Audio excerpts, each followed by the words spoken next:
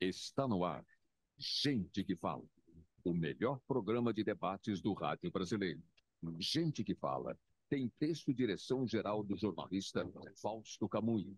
Gente que Fala. Reúne de segunda a sexta-feira formadores de opinião para discutir as principais notícias do dia.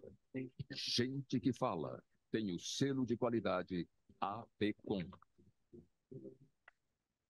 Olá, olá! O programa Gente que Fala está começando pela 365, a sua rádio de todos os dias, por imagens na internet e no TV, a TV da internet, também pelas redes sociais, nossos perfis no Instagram, no Facebook e o nosso canal no YouTube. Tá tudo no ar, tudo ligadinho para você. Pela próxima hora, a gente quer todo mundo aí curtindo, compartilhando, comentando aqui a nossa transmissão. Participe, interaja, faça perguntas às nossas convidadas de hoje. O WhatsApp é o 973350038. 973350038. Eu sou Mauro Frisman. Segunda-feira, iniciando mais uma semana. Vamos com empenho sempre, com dedicação, saúde para todo mundo. Vamos conhecer as nossas convidadas, então, que vão analisar os temas por aqui propostos hoje. Adriana Ramalho, ex-vereadora paulistana. Ela é embaixadora da paz pela Coreia do Sul e é membro auxiliar, ou, desculpe, membro titular do Centro Democrático dos Nordestinos, CDN. Tudo bem, Adriana? Bem-vinda. Obrigado pela presença, pela colaboração sempre com a gente. Obrigada, Mauro, a todos os ouvintes, telespectadores, todos que estão nos acompanhando. Sempre uma felicidade estar aqui, ainda mais com uma banca tão valorosa como a de hoje, né? Com a minha mestre, minha referência, segunda mãe, delegada Rose, a delegada Raquel, que é uma pessoa que eu admiro muito. Tive a oportunidade de conhecê-la pessoalmente e é uma referência também de luta. E a Jandaraci, que é um prazer aqui participar junto com ela também. Então, para mim é uma honra sempre. Muito obrigada sempre pelo convite. Então vamos apresentar aqui as demais participantes dessa bancada ou dessa banca de honra, como disse a Adriana Ramalho. Eu apresento aqui delegada Rose, Rosmarie Correia, delegada de polícia, presidente do Conselho Estadual da Condição Feminina. Delegada Rose, tudo bem? Boa tarde. Boa tarde, Mauro. Boa tarde a todas as componentes da nossa banca hoje, né? Todas mulheres. Olha aí, você hoje é o bendito fruto entre as mulheres. É um prazer estar aqui com vocês novamente. Obrigado pela presença sempre com a gente, delegada Rose, ajudando aqui nos esclarecimentos e na formação de opinião da nossa audiência. Professora Jandaraci Araújo, também na nossa bancada de hoje, professora, empresária, palestrante, conselheira de administração e cofundadora do Conselheira 101. Professora Jandaraci está em Salvador para conversar com a gente aqui. Obrigado mais uma vez com a gente. Tudo bem? Tudo ótimo, mais uma vez obrigada pelo convite, muito feliz de estar com vocês aqui, né? E aqui mais uma vez, né, Mauro, você capitaneando, né? Bendito fruto, né, delegada? Entre as mulheres aqui. Pela primeira vez, hoje ele é a cota. É isso aí. É. Olha, gente, daqui a pouquinho ainda não está na nossa condição, mas eu já vou apresentá-la, a doutora Raquel Galinatti, delegada de polícia, diretora da Associação dos Delegados de Polícia do Brasil, também aqui vai se juntar com a Adriana Ramalho, com a delegada Rose e com a professora Jandaraci Araújo. Enquanto isso, vamos ao nosso primeiro tema de hoje, o primeiro tema da semana do programa Gente que Fala, para tratar do seguinte, gente, olha, alheia à discussão sobre uma maior participação das mulheres na política, a Câmara Municipal de São Paulo elegeu novamente o vereador Milton Leite, do União Brasil, como presidente da casa, além da própria mesa diretora formada por 8 vereadores. Todos homens. Esta será a quarta vez consecutiva que Milton Leite ocupará o cargo e só foi possível, olha só, gente, só foi possível graças a duas mudanças feitas na lei orgânica do município durante a sua própria presidência.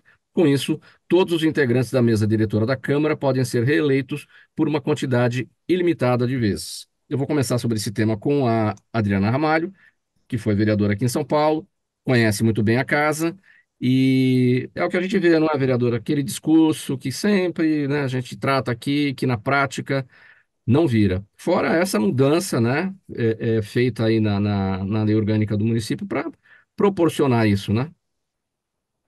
Exatamente, Mauro. Eu conheço os vereadores que fazem parte da mesa, tenho um carinho e respeito muito grande por cada um deles, mas é aquilo que a gente fala de dialogar, de buscar, de levantar bandeiras, de discutir dentro dos parlamentos e na sociedade civil como um todo. Porque se não fazemos isso, quando a gente parece que baixa um pouco a guarda, que enfraquece um pouco o discurso, esse tipo de situação acontece. E é um retrocesso, é um retrocesso. Não ter pelo menos uma mulher na mesa é um retrocesso. Não ter uma mulher negra é um retrocesso. Não ter a busca pela paridade nos congela, neutraliza as nossas forças, as nossas bandeiras. Eu acho que nós temos legitimidade e nós temos, sim, competência para estar em todos os lugares. Tem mulheres valorosas que hoje fazem parte dessa legislatura, mulheres inteligentes, competentes, capazes de se reunir e conseguir deliberar os melhores caminhos para discutir o que é melhor para a cidade de São Paulo. Quais são os projetos de leis que vão tramitar, aquelas prioridades de pauta que sempre colocamos em todas as reuniões. As mulheres, inclusive, têm essa sensibilidade, reúne a inteligência, a competência para falar sobre cada um do projeto, para poder direcionar para a nossa cidade os reflexos e também os resultados diretos. Então, eu fico muito triste com essa notícia, muito triste de ter visto as tratativas internas e de não ter a participação das mulheres nesse cenário e nessa atual conjuntura dentro da Câmara Municipal da cidade de São Paulo. E olha, aí prestando atenção aqui na sua análise, isso que você nem falou de uma eventual mulher na presidência da casa, que já passou da hora, isso já deveria ter acontecido. Você está falando da presença da mulher preta, em algum cargo na mesa diretora, ou seja, tem muito chão ainda para ser percorrido, né? Exatamente, Mauro, porque a gente fala sobre a participação de pelo menos uma, que já é uma escassez. Já não é o equilíbrio. Quando falamos de paridade, a gente tem 50% homens, 50% mulheres. E se dificultam a presença de uma única mulher na mesa, nem que seja para falar que é por questão representativa. Imagine, então, a dificuldade que vamos ter para eleger um dia uma mulher presidente da Câmara que nunca teve na história. Eu fui presidente da Comissão de Segurança Urbana e também nunca tinha tido uma mulher à frente dessa presidência dessa comissão. E eu pude contar com homens que entenderam a necessidade da representatividade, bem como do trabalho efetivo, com resultados. E a união desses homens com as mulheres fez com que nós conseguíssemos fazer o primeiro seminário unindo Estado e município para falar sobre segurança pública e segurança urbana. E também nunca tinha acontecido dentro da Câmara Municipal. Ou seja, caímos num ponto que eu sei que a gente vai falar daqui a pouco na pauta, que é sobre homens que apoiam mulheres, que entendem o seu valor e que sabem trabalhar lado a lado em parceria, e não que estão se colocando à frente para falar no lugar da mulher, para tirar a vez da mulher, muito pelo contrário, é saber que nós estamos no mesmo páreo, que nós podemos contribuir igualmente em todas as pautas. Para a gente ouvir a doutora Rosmarie Correia, a delegada Rosa, a respeito desse tema, que também tem experiência parlamentar, não na Assembleia, não na Câmara dos Vereadores, mas na Assembleia Legislativa, e lá a gente conheceu já uma outra realidade, não é, delegada, com mulheres ocupando a mesa, ocupando a presidência, inclusive. A senhora acho que não esteve na mesa, mas foi líder de governo, enfim, esteve lá colocando a representatividade da mulher num parlamento de 94 deputados e deputadas. Bom, Mauro, realmente a Assembleia ela conseguiu ter uma abertura um pouco maior, mas não foi porque os homens quiseram, não. Foi muito mais pela luta Claro. das deputadas que estavam lá e que foram lá, brigaram e exigiram a participação. Mas uma coisa que eu vejo assim que me deixa muito chateada veja, nós temos aqui advogadas, 54% dos advogados são mulheres. Nós temos juízas, promotoras, num número, delegadas, num número muito grande dentro dessas instituições. Nós temos cada vez mais vereadoras, cada vez mais deputadas nas casas parlamentares. E quanto mais parece que nós estamos conseguindo chegar nesses espaços, mais se fecham os espaços de poder, os espaços de decisão. Tá? Parece que a gente chega ali, mas eles não nos deixam chegar, por exemplo, à presidência de uma Câmara, a uma mesa diretora, ao STF. Né? Você veja o STF, só ficou uma mulher, uma. tá? Daqui a pouco ela está também indo embora e eu tenho certeza absoluta que quem vai para lá vai ser um outro homem. Então, nós não vamos ter representatividade nenhuma no STF também. Então, a gente está tentando, a duras penas, abrir o nosso espaço pela nossa capacidade, pela nossa resiliência, pela nossa persistência, mas a gente enfrenta ainda muita, mas muita dificuldade mesmo para alçar aos cargos de poder, aos cargos de decisão. Né? A gente nunca está sendo escalado. A Câmara é um exemplo impressionante do que está acontecendo. A maior Câmara Municipal do Brasil, que é a Câmara Municipal de São Paulo, que tem mulheres, como disse a Adriana, valorosas, vereadoras excelentes, que têm um trabalho lindo e que não conseguem estar na mesa diretora. Nós tivemos a Marta Costa, que é uma vereadora excelente, diga-se de passagem, que foi vice-presidente da Câmara Municipal, justamente na gestão do Milton Leite. Né? O Milton Leite está transformando aquela presidência num feudo só dele. Né? E outra, você não sabe a dificuldade que nós, do Conselho Estadual da Condição Feminina, estamos tendo para conseguir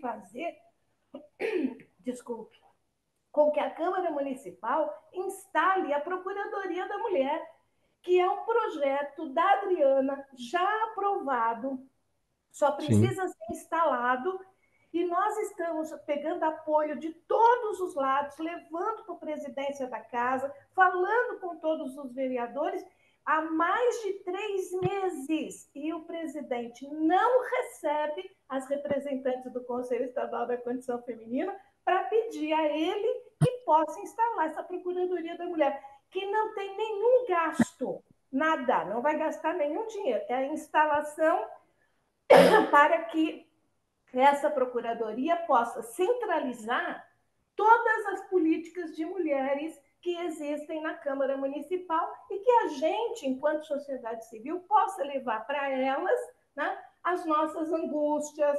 aquilo que a gente está necessitando.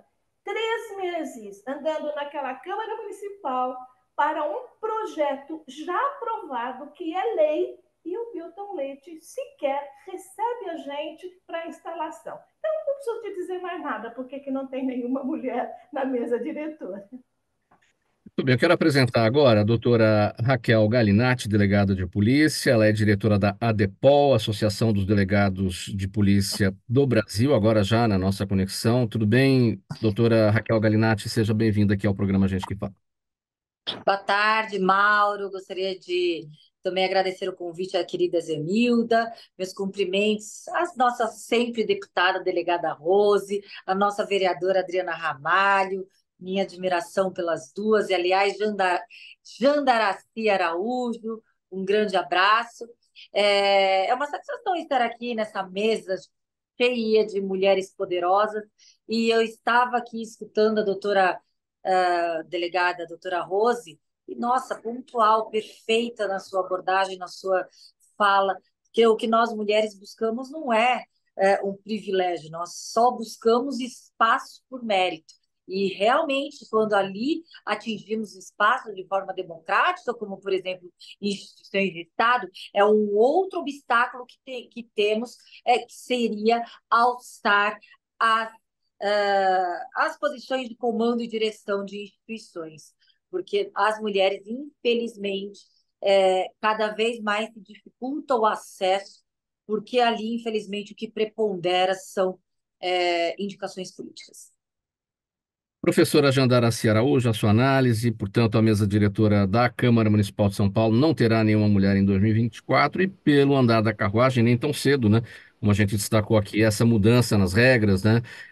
Que fazem com que os integrantes da mesa possam ser reeleitos por uma quantidade ilimitada de vezes. O que a gente está presenciando nada mais é do que mais um retrocesso.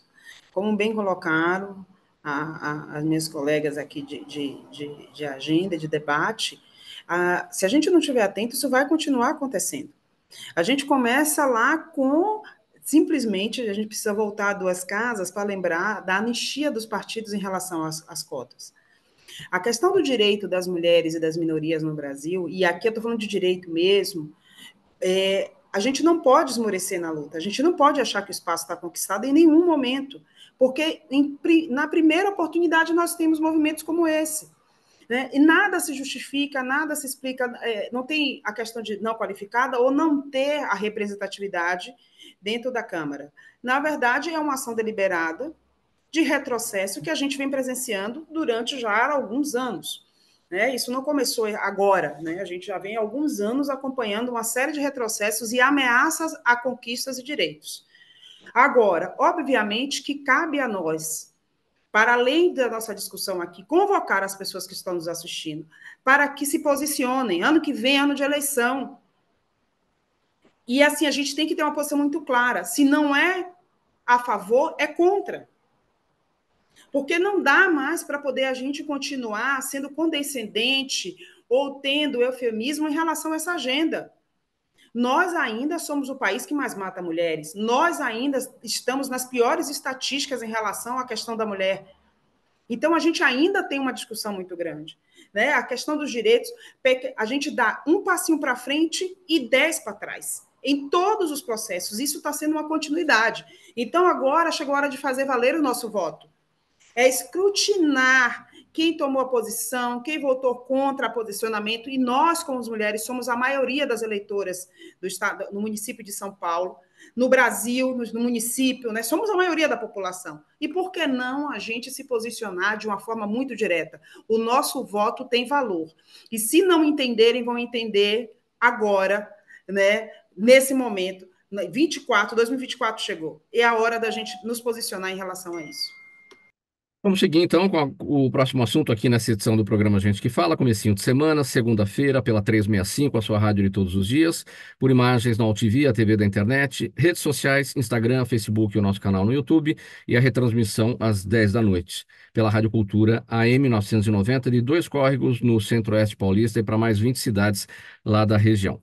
Próximo assunto é o seguinte, gente, olha, atos de violência contra mulheres, contra pessoas da comunidade LGBTQIA+, e contra indígenas, cresceram no Brasil em 2021, segundo os dados do Atlas da Violência 2023. O aumento ocorreu em contexto em que a letalidade causada pela violência caiu na média geral do país. Segundo o IPEA, os números podem ser ainda maiores do que os apresentados devido aos chamados homicídios ocultos. São as mortes violentas que são registradas como causa indeterminada no sistema de informação sobre mortalidade no Ministério da Saúde, mas que na realidade foram fruto de assassinatos. Doutora Raquel, a sua avaliação a respeito desse tema, quando eu destaco aqui que o aumento ocorreu em contexto em que a letalidade causada pela violência caiu na média geral do país, a gente só pode olhar isso, e tem várias causas, mas o primeiro ponto, não tenha dúvida, que é a intolerância. Eu acredito que é uma situação extremamente complexa quando a gente fala de crimes de violência contra a mulher nesse contexto doméstico e familiar. Ainda temos um número muito grande de subnotificação, esses dados revelados não correspondem ainda à realidade. Os números subnotificados chegam à margem de superior a 70%, então a gente ainda tem conhecimento, as instituições de Estado, o sistema de justiça criminal e a porta de entrada do sistema de justiça criminal, que é a Polícia Judiciária, ainda somente tem em torno de 30% dos crimes que ocorrem, quando eu digo na clandestinidade, entre quatro paredes. Existem outros fatores. O fator informação. Eu percebo que a sociedade já não aguenta mais essa injustiça social e os veículos de comunicação, acompanhando esse olhar da sociedade, também têm divulgado e informando atos que antes não só eram normalizados, como até mesmo romantizados pelas próprias vítimas. O principal fator que faz com que uma vítima permaneça nesse relacionamento fatal, abusivo, criminoso e fatal, é a subjugação psicológica. Ana Hickman é um exemplo paradigmático em que demonstra uma mulher poderosa, ela, sim, detentora de todo o arrimo familiar, de todas as empresas, a marca Ana Hickman, e mesmo assim subjugada de forma psicológica, aquele que se colocou como marido e protetor por mais de 2 décadas. Então, o que a gente percebe é que nessa ciranda, nessa roda russa roda russa de emoções, em que ora se alterna aquele amor exagerado, ora aqueles atos de agressão. Em qualquer relacionamento normal, existem hiatos de desentendimento e de algum conflito conjugal. E permeado por amor, companheirismo, compaixão, amizade. Agora, os relacionamentos abusivos, obviamente, eles não são permanentemente abusivos, criminosos, violentos. Eles têm esse hiato de romantismo. E isso faz com que aquela mulher vítima confunda completamente o que é crime, o que não é, romantizando, normalizando, justificando e defendendo o criminoso. Então, eu acho que o primeiro fator também é a informação. Hoje, essas mulheres começaram a ter um choque de realidade e se enxergar como vítimas. O principal desafio para a polícia resgatar essa vítima de violência, em primeiro lugar, essa vítima se enxergar como vítima. Então, a gente tem esse fator. O aumento significativo também vai de margem à diminuição significativa também proporcional das subnotificações. Eu acredito que os crimes de violência doméstica e familiar, eles não aumentaram. Eu acredito que a gente tem um aparato maior de proteger essas mulheres vítimas. Essa é a minha opinião. Acho que a doutora Rose, nossa baluarte, aquela que pode dominar completamente o assunto, vai nos ensinar a respeito do que eu aqui só pincelei. Delegada Rose, para a gente ouvir aqui, entender um outro olhar policial também, a gente já falou por diversas vezes aqui a respeito com a senhora da dificuldade do combate, se não é por denúncia, né, do combate ao crime, à violência contra a mulher, contra LGBTQIA+, contra indígenas, porque são coisas que acontecem de forma escondida. Então, a denúncia é necessária e temos as melhores legislações, tem Maria da Penha, enfim, muitos outros dispositivos, mas que não são capazes de mudar o que tem que ser mudado, que é a cultura do machismo. Olha, eu queria, em primeiro lugar, assinar embaixo tudo aquilo que a Raquel falou, concordo plenamente com ela, mas eu quero dar uma outra visão. Hoje, nós temos realmente, vou falar aqui por nosso estado, São Paulo, nós temos uma rede de atendimento à mulher muito boa, uma rede que realmente funciona. Mas a mulher, para entrar nessa rede, ela precisa passar pelas portas de entrada. Quais são as portas de entrada? Delegacia e hospital. E, na minha modesta opinião, hoje as portas de entrada estão falhando. É muito ruim dizer isso, mas é a pura realidade.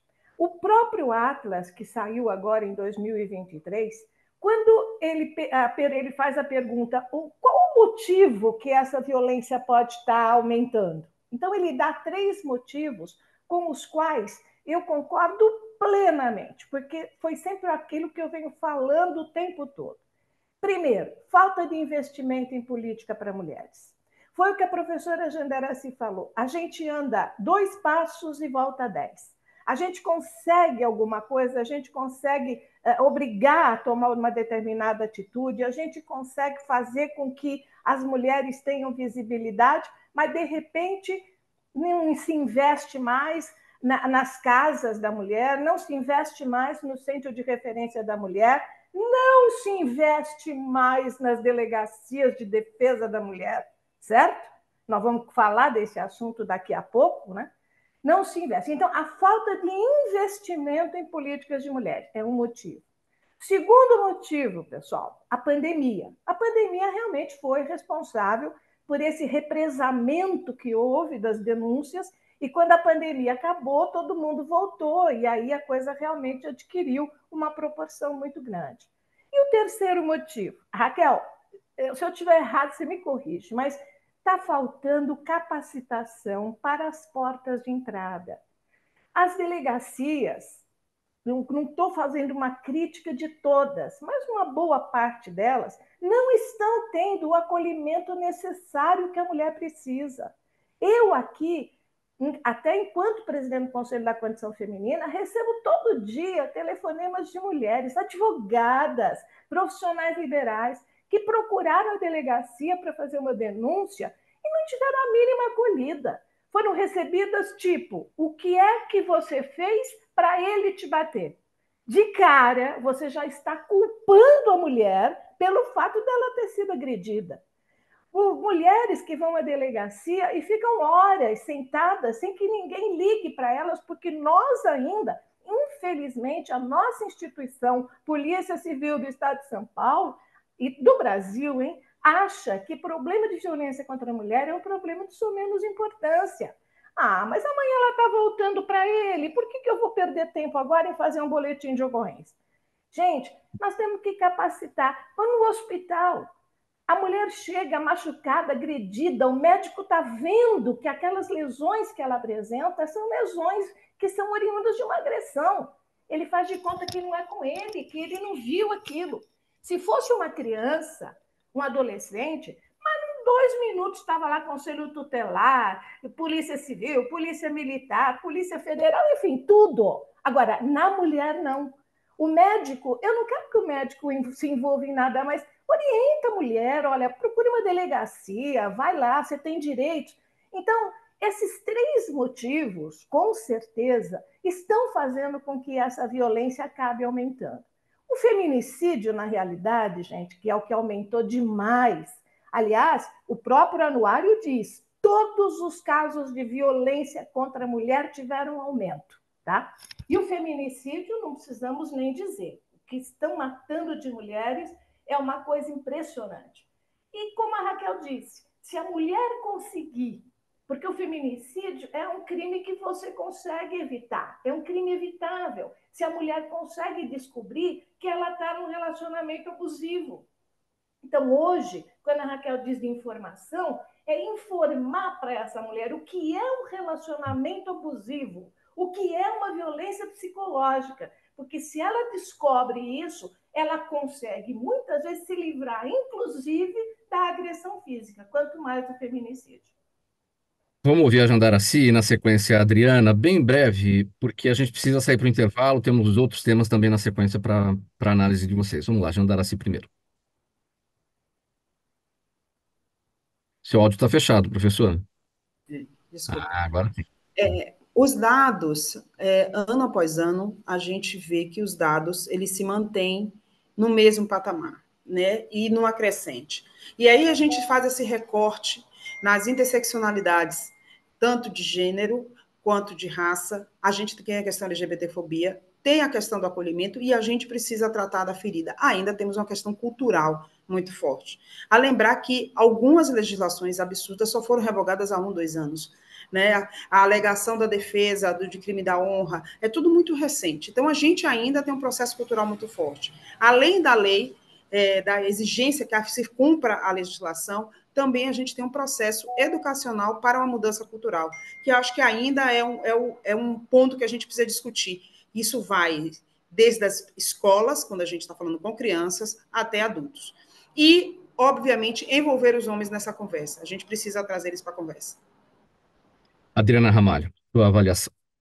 Para ser bem rápida e cumprir o prazo, eu acho super interessante porque cada uma que falou apontou situações onde são necessárias e se conectam, né? A gente às vezes tem uma mania de achar que só uma coisa é necessária para obter um resultado positivo. Só uma ação, só uma atividade, só um caminho. E tudo que foi falado aqui é importante acontecer junto. A informação, a qualificação dentro dos pontos de atendimento, de acolhimento das delegacias, o que a professora Jandaracy colocou aqui, extremamente importante, né? Essa conscientização. E eu vou para a parte que fala sobre a questão da nossa lei, né? Nossas leis, não pode ser, a Maria da Penha. A Lei Maria da Penha é suficiente? Não precisamos de mais leis. A lei do feminicídio é suficiente? Não precisamos de mais leis. E precisamos melhorar as leis existentes, aperfeiçoar, tanto no seu contexto como na sua aplicabilidade.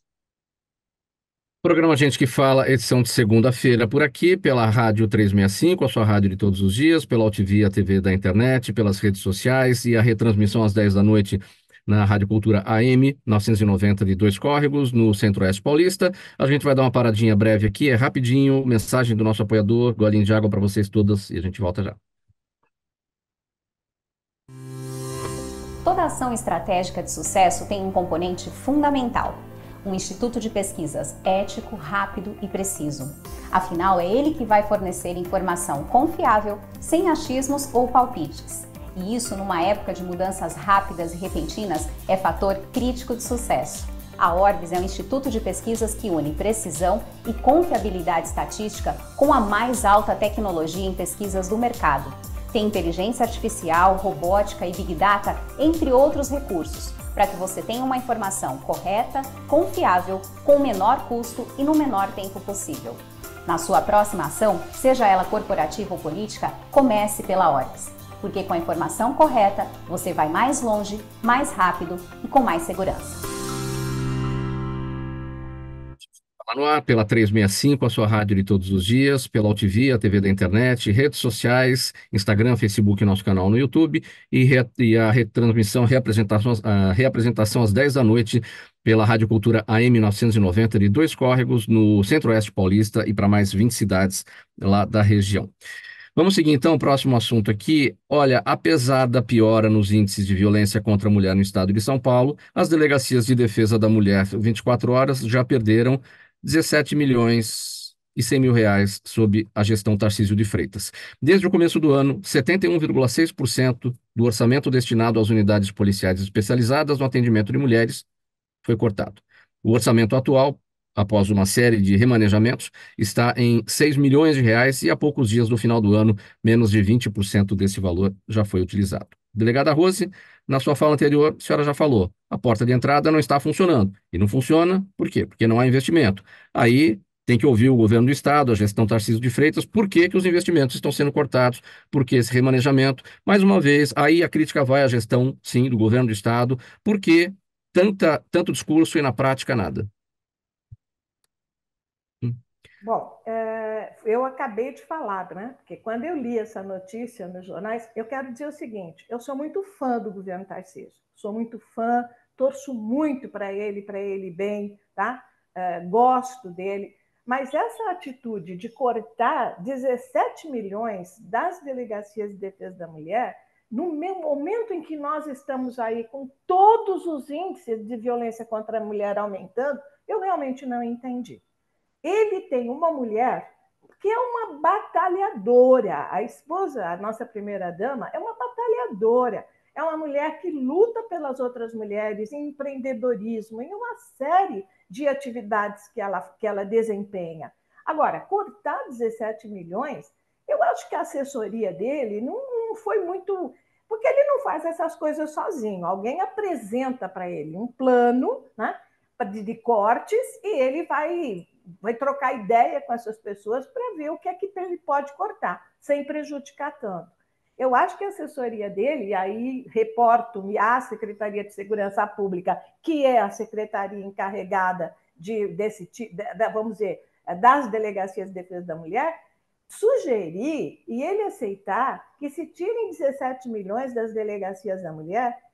Eu não estou dizendo que as outras delegacias vivam com tanta tranquilidade, mas se tem esse dinheiro na delegacia da mulher, vamos utilizar para beneficiar, para transformar essas delegacias num ambiente mais acolhedor, num ambiente mais tranquilo, para os próprios profissionais que trabalham ali poderem desenvolver o seu trabalho com um pouco mais de facilidade. Não é só a vítima, mas quem trabalha também precisa estar num ambiente em que ela se sinta bem, em que haja a possibilidade de desenvolver um trabalho, de dar uma resposta para a comunidade. Eu fiquei muito chateada, muito aborrecida mesmo com esse corte na verba das delegacias, desnecessário, podia cortar de outras coisas, mas nunca em qualquer equipamento que trabalhe com violência. E eu não falo só na violência contra a mulher, qualquer equipamento que trabalhe com violência para a nossa população não pode ter verba cortada. Também torcemos, delegada Rose, para que o governo do estado avance no atendimento das necessidades de todos os paulistas, especialmente no que diz respeito à questão da mulher, da violência contra a mulher, enfim. Agora, se o governador Tarcísio de Freitas não faz nada sozinho, não faz, evidentemente é um trabalho em equipe, tem lá nas suas assessorias o sinal verde para fazer o corte, é porque as assessorias também não estão comprometidas, não é, delegado? Com certeza, é o que eu te disse. O governador vai ouvir a sua assessoria, aos secretários que ele nomeou, para ver aquilo que ele pode fazer sem prejudicar a população. Então, o que eu acho, e olha, vamos dar o nome aos bois, eu não devo nada para ninguém e tenho direito de falar o que eu quero. Isso só pode ter sido sugerido pela Secretaria de Segurança Pública. O nosso querido secretário de Segurança, que eu também respeito, acho uma excelente pessoa, foi aluno do meu marido na escola, no Barro Branco, tem todas as melhores referências, mas ele também não me parece alguém que esteja envolvido com o trabalho contra a violência à mulher, porque senão ele não teria sugerido esse corte de 17 milhões. Doutora Raquel, sua avaliação. Eu gostaria de entender que esse corte de 17 milhões e realocação para a Polícia Civil seja direcionado para as delegacias da mulher. Eu gostaria que fosse apenas um procedimento formal, administrativo. Caso contrário, me traz sim um desconforto, um governo que deve estar alinhado com uma das pautas emergenciais, que é a solução dessa injustiça social, que é a violência contra a mulher. Nós estamos falando de um problema que sim é um problema estrutural, é um problema de uma sociedade inicialmente patriarcal e machista, que até hoje todas as mulheres sofrem certos tipos de agressão, seja de forma explícita ou implícita. E nenhuma mulher não escapa de ser um momento vítima dessa estrutura em que nos invisibiliza e que nos cala. Então, dessa forma, eu acredito que a nossa voz hoje, essa oportunidade que nós temos obrigação de tentar entender o porquê tais medidas foram tomadas. Porque até um certo tempo, as instituições de Estado, como, por exemplo, a Polícia Civil, eram instituições formada por homens, pensada por homens, dirigida por homens, direcionada para homens.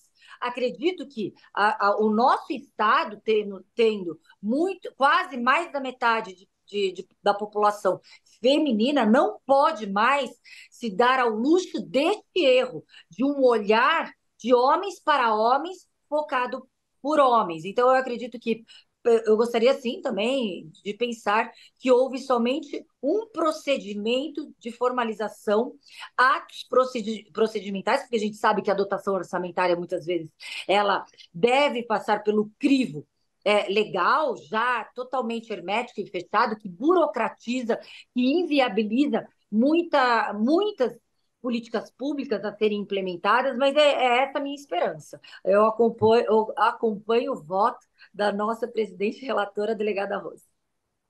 Vamos seguir aqui com o próximo tema, nessa edição do programa Gente que Fala. Adriana Ramalho, a campanha Laço Branco, promovida em 6 de dezembro, marca o Dia Nacional de Mobilização dos Homens pelo Fim da Violência contra as Mulheres. Isso aconteceu agora, no dia 6 de dezembro. A data faz referência à tragédia da Escola Politécnica de Montreal, no Canadá, em 1989, quando um homem assassinou 14 mulheres. O movimento foi criado em 1991, no próprio Canadá, onde um grupo de homens adotou o símbolo do laço branco sob o lema "Jamais cometer um ato violento contra as mulheres e não fechar os olhos diante dessa violência". Qual é o papel dos homens, portanto, Adriana, nessa tarefa, nessa missão? O homem comum, o homem da sociedade comum, o homem autoridade, o homem que tem aí a possibilidade de tomar decisões e medidas nas políticas públicas. Mauro, eu sou super a favor de campanhas. O diálogo é importante, as mobilizações são extremamente importantes e têm um impacto direto em todas as ações, inclusive nas políticas públicas e nos parlamentos. Então, quando sempre me questionavam, quando eu era vereadora Adriana, por que incluir calendários oficiais na cidade de São Paulo, no estado de São Paulo? Justamente para a gente ter um marco de maior diálogo, de intensificar a luta, de intensificar a atenção das pessoas para aquela temática e para aquele problema. Então, eu acho extremamente importante falar sobre a campanha Laço Branco, porque é mais uma campanha que vem fortalecer a luta por respeito e dignidade das mulheres, pela valorização e do combate à violência contra as mulheres. E é aquilo que a gente sempre fala, hoje aqui nós somos, na na nossa sociedade 52% de mulheres, quase algumas estatísticas falam 53%.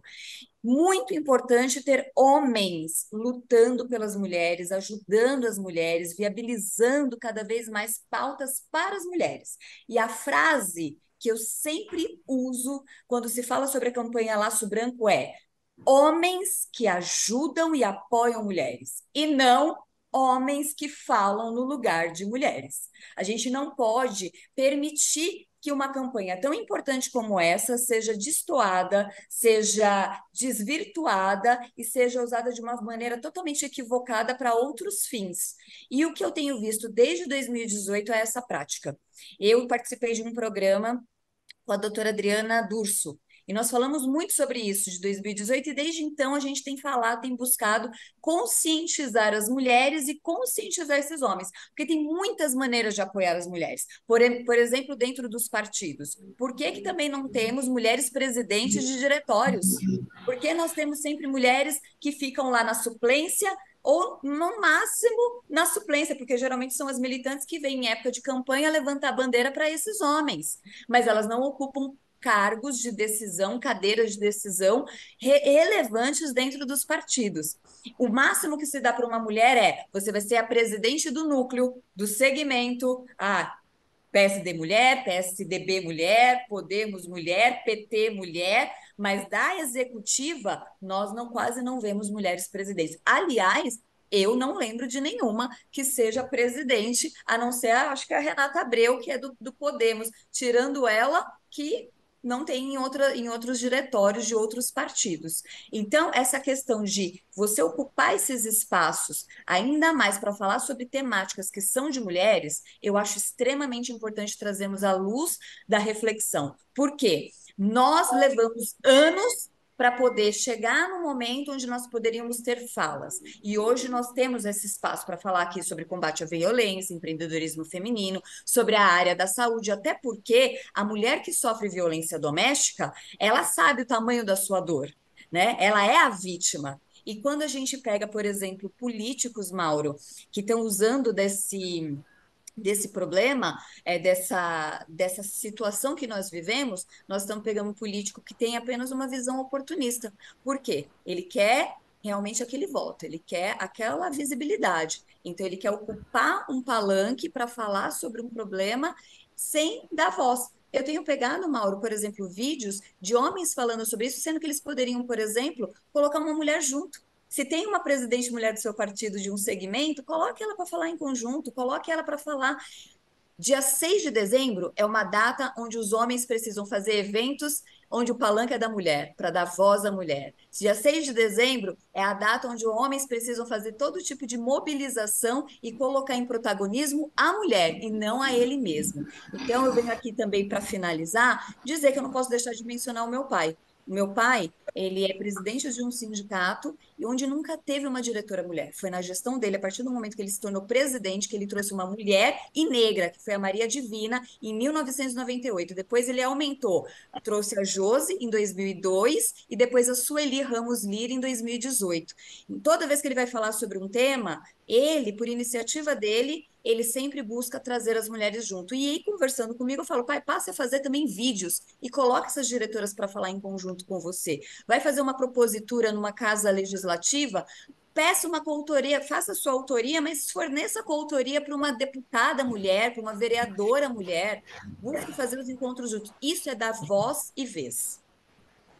Para a gente fechar esse tópico bem rapidinho, Adriana, é o exemplo prático, né, bem prático, né, do que dar voz à mulher, colocá-la ali no local e que se dê as condições para a mulher, nas demandas todas, enfim.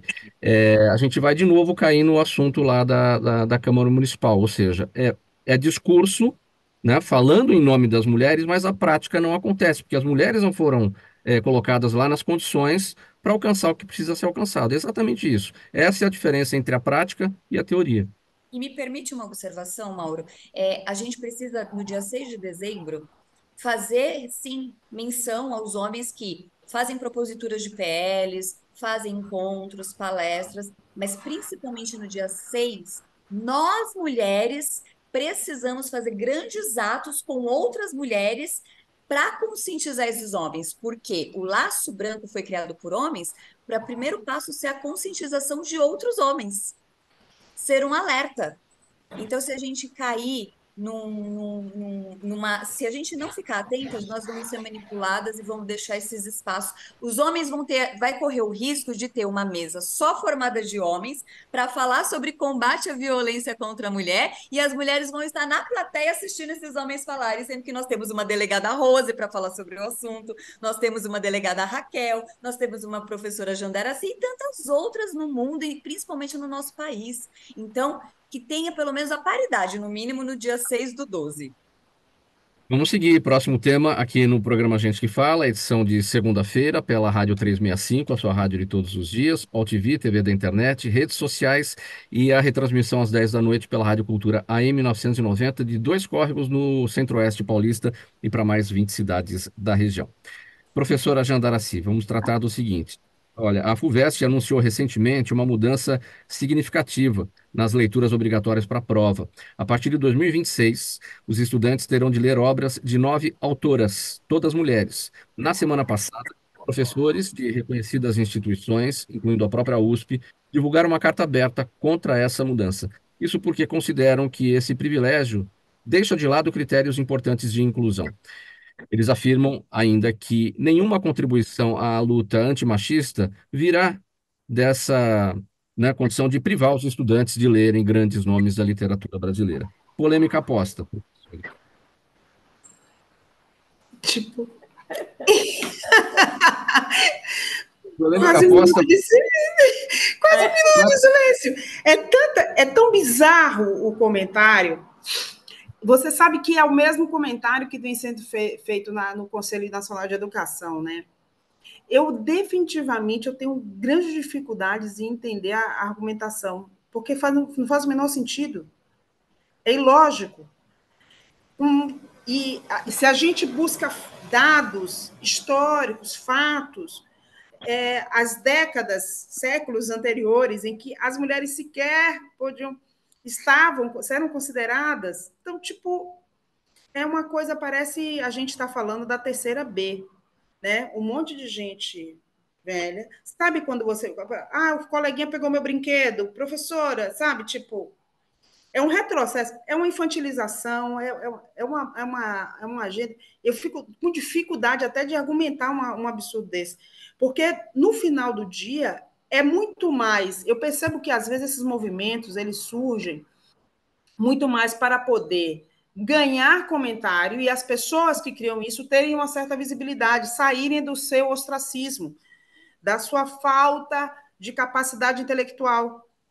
Porque, tipo, quando você olha todo o histórico, séculos do que é, né? Não é uma instituição que nasceu há 5, 10 anos atrás. Qual é a dificuldade? Qual é a contra-argumentação? Os homens nunca estiveram, ou eles eram sempre presente, ou 100% dos livros analisados? Quantas obras? Então, assim, vamos começar a discutir com algumas estatísticas, com dados, editais anteriores, mas eu entendo que esse movimento é muito mais uma tentativa, eu quero crer nisso, porque é tão infantil o argumento, que eu quero crer que é uma tentativa de ter o que falar, de se tornar assunto, de ter uma certa visibilidade, porque é uma técnica muito interessante de comunicação. Ouvintes, fiquem atentos, às vezes as pessoas criam situações polêmicas para si, para poder ter visibilidade. Então, a gente, às vezes, tem que colocar essa pessoa no seu devido lugar de ostracismo, de onde ela nunca deveria ter aparecido, né? Para não corromper um nível tão alto de intelectualidade de discussão. Mas é isso, eu acho que, resumidamente, é uma necessidade egóica de aparecer, de ter um tema de discussão. São pessoas que estão se considerando, vamos gerar uma polêmica, porque assim as ativistas, né, ditas ativistas, irão se pronunciar e isso vai dar visibilidade. Meu silêncio. Obrigada. O oportunismo que a gente tanto fala, né? esse oportunismo que as pessoas usam, elas pegam um gancho e a causa em si fica enfraquecida. E com isso, a consequência é negativa, tanto na questão da esfera educacional, quanto da luta das mulheres. E se fosse no raciocínio contrário, né, delegada Rose, delegada Raquel? Tá, então vamos falar que as mulheres vão ficar esquecidas porque elas não podem ser mencionadas, sendo que temos autoras e mulheres pensantes da história, da era, de séculos passados que fizeram grandes obras. E por que nunca então mencionaram elas? Vamos fazer a cobrança contrária. Por que que essas mulheres até o momento nunca foram mencionadas, estudadas e levada a sua história para o mundo? Só é levada a história para aqueles que as buscam. Então, só tem conhecimento aquelas que vão lá atrás buscar. Então, a gente precisa mesmo cada vez mais conscientizar e não poder se calar diante dessas atrocidades, porque é uma atrocidade. Eu só quero dizer uma coisa: é tão ridículo isso, é tão ridículo, que eu vou fazer que nem a Jandaraci, meu silêncio. Delegada Raquel, em silêncio. Eu não estou conseguindo aqui. Vocês estão me vendo? Precisamos. Estamos. E me escutando, então também. É, eu tive a mesma reação de todas, né? É algo que parece uma piada de muito mau gosto, um retrocesso em todos os avanços que a gente percebe em relação à inserção da mulher nos espaços públicos, nos espaços de produção de conteúdo, de doutrina, de ensino, na segurança pública, na política. Então, é algo assim são argumentos rasos para permear e permanecer o retrocesso em relação aos avanços das mulheres nos locais públicos. Bom, gente, vamos seguir aqui. Temos um tempo aqui ainda para análise do último assunto do programa Gente que Fala. Eu não vou nem ler todo, mas eu quero começar com as duas delegadas. Afinal, é um caso policial, é um caso, uma tragédia que aconteceu no final de semana, né, com o empresário Rogério Saladino dos Santos, morto naquela tentativa translocada que a gente não entendeu o que foi que aconteceu, que ele saiu atirando em direção aos dois policiais, na porta da mansão da casa dele, e ainda morreu um funcionário dele também. Enfim, o que pode ter acontecido lá, delegado? Claro, as investigações, delegada Rose, as investigações vão ocorrer e a gente vai tentar digerir um pouco melhor essa tragédia. Não, eu quero aqui, porque, olha, uma coisa, viu, Mauro, que está me deixando meio agoniada.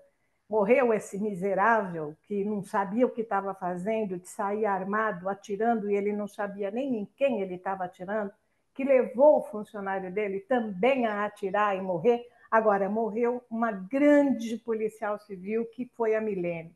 Uma mulher competente, uma mulher trabalhadora, uma mulher que era reconhecida dentro da Polícia Civil, como todos os casos que iam para ela, de 10 casos, 8 ela conseguia resolver, trabalhando em pleno domingo com o seu companheiro, o investigador que estava junto com ela, andando naquela rua, batendo nas casas para verificar pessoas que estavam assaltando naquela rua. Tá? E eles foram verificar câmeras de segurança que essas casas tinham para tentar pegar esses bandidos que estavam assaltando. E, de repente, vem esse homem maluco, você me desculpa, mas não vou nem falar no nome dele, eu vou falar Milene, que é a nossa policial civil, que perdeu a vida estupidamente, por um cidadão que não teve... até agora a gente não consegue encontrar uma razão para ele ter saído armado. Porque a gente sabe, o bandido não toca a campainha para entrar dentro das casas, gente. Por que ele sai armado para atirar neles? E eles estavam com o distintivo da Polícia Civil. Todo mundo na rua viu isso. Quer dizer, o que deu na cabeça desse homem para sair armado, atirando e matando uma mulher como a Milene? Aqui, olha, meus sentimentos a toda a Polícia Civil pela perda dessa brilhante policial e meus sentimentos à família da Milene.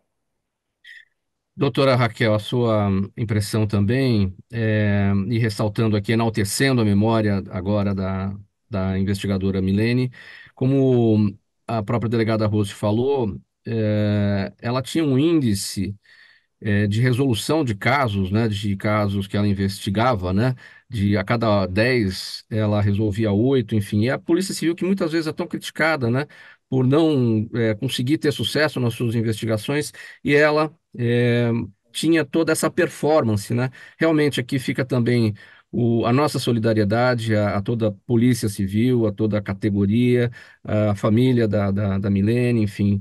Ah, só temos a lamentar, uma tragédia sem tamanho, não é, delegado? O que a gente percebe são alguns argumentos também rasos para tentar justificar um ato que foi um ato criminoso, um ato também, um ato suicida, porque quando se atenta contra o Estado, que detém a violência legítima até através do seu braço armado, que é o policial, aquele cidadão também se colocou em situação suicida. Primeiro lugar, todo o padrão operacional foi ali completo. Quando a população ela entende de polícia, ela tem uma imagem do policiamento ostensivo preventivo. Só que a essência da polícia investigativa justamente é estar de forma descaracterizada para desmantelar e para as organizações criminosas e para elucidar a autoria de crimes e materialidade daquele crime. Então, muito se falou, por que estavam à paisana, por que estavam de bermuda?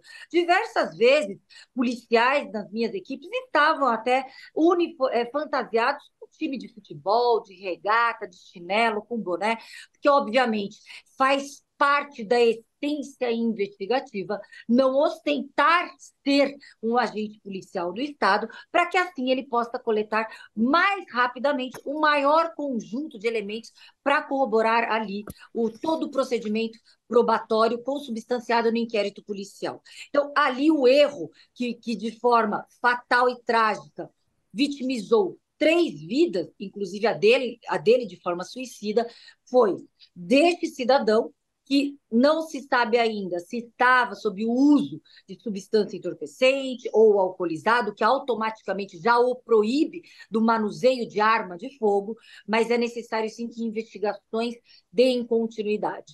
Essas mortes, a morte da policial, ela sangra toda uma polícia. Adriana, você fala em 30 segundos e a Jandaraci no final para a gente encerrar aqui, já está em cima do tempo. Eu vou falar bem igual uma cidadã agora, assim, sabe? Falei, nossa, ladrão agora toca a campainha, porque eu li em vários veículos que a justificativa foi que ele achou que fosse ladrão. Ladrão toca a campainha agora, né? Nunca vi isso. E outra, poderia ser um prestador de serviço, poderia ser até um testemunha de Jeová, que geralmente tem essa função, essa missão, né, de tocar nas casas para evangelizar. Poderia ser qualquer outra situação. Então, como a delegada Raquel colocou, como a delegada Rose colocou, não justifica. Eu acho que essa investigação da substância que ele consumiu provavelmente, aí vai comprovar, que mostra que, mais uma vez, a arma não pode estar na mão de qualquer pessoa, né? Porque esse é o resultado. São vidas colocadas à deriva. Professora Jandaraci, bem breve. Áudio fechado, professora. Professora. Desculpa, voltei aqui. Gente, como todo mundo sabe, isso é nada mais, nada menos do que resultado da política de armamento da população civil. Isso é apenas o resultado disso. Uma profissional, uma mãe de família perde a vida simplesmente porque as pessoas acham que podem fazer justiça com a própria mão. E detalhe, nada justifica, né? Exatamente, bandido bater na porta. É a maior novidade do século. Mas, assim, o que prova que pessoas armadas, que não têm treinamento, que não são policiais, resultam nisso. Então, assim como foi uma pessoa adulta, poderia também ter sido também uma criança. E é isso que, óbvio, que não se compara à dor. O que a gente está falando é da gravidade de pessoas despreparadas e, quiçá, né, com instabilidade emocional, armadas. Então, a gente poderia ter tragédias até maiores. Então, acho que é muito para reflexão sobre a política de armamento do país, que, óbvio, já foi revisitada, mas a gente precisa voltar a discutir sobre desarmamento. Tempo do programa Gente que Fala esgotado. Vamos colocar então um ponto final nessa edição, agradecendo a vocês todas aqui pelas presenças, pelas participações. Doutora Raquel Galinatti, delegada de polícia, diretora da ADEPOL, Associação dos Delegados de Polícia do Brasil. a ex-vereadora paulistana Adriana Ramalho, ela é embaixadora da paz pela Coreia do Sul e é membro titular do Centro Democrático dos Nordestinos. Doutora Rosmarie Correia, delegada de polícia, delegada Rose, presidente do Conselho Estadual da Condição Feminina, e Jandaraci Araújo, professora, empresária e palestrante, conselheira de administração e cofundadora do Conselheira 101. Muito obrigado pela presença de vocês, pelos esclarecimentos, pela oportunidade aqui que vocês nos deram para ajudar na formação de opinião da nossa audiência. Programa Gente que Fala, sempre realização da ABCom, apresentação minha, Mauro Friesman, pauta e redação Pedro Schiavon, Zenilda Salvato, nossa diretora de produção, jornalista Fausto Camunha, nosso diretor-geral, você espectador, você ouvinte, a razão da nossa presença aqui todos os dias. Quem vai continuar aqui na 365 vai ouvir o Lucas Neto, ele vem com o programa O Melhor para a Melhor Idade, com muita informação, muito entretenimento para você nesse início de tarde. E a gente volta amanhã pela Rádio 365, pela UTV, pelas redes sociais e também com a retransmissão pela Rádio Cultura AM 990 de Dois Córregos, no Centro-Oeste Paulista e 20 cidades da região. Um abraço a todos, tchau, até amanhã.